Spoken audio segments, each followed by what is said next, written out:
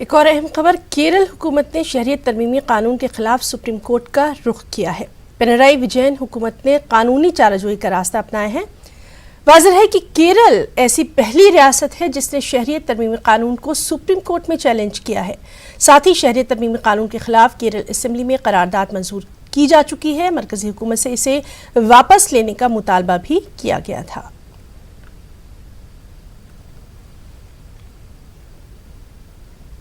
और बीजेपी का इस मामले पर क्या कुछ कहना है, आइए देखते हैं।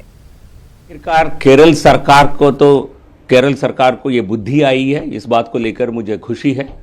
किसी कानून को यदि चुनौती देना है उसके लिए असली जगह है सर्वोच्च न्यायालय या उच्च न्यायालय।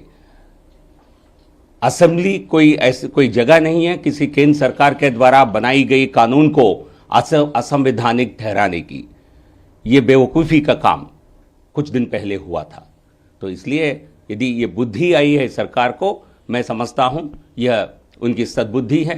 वहां सुप्रीम कोर्ट में ऑलरेडी सीएए के खिलाफ कई पिटीशंस पेंडिंग है, उसमें से इसको भी एक और पिटीशन मानकर जोड़कर देखा जाएगा।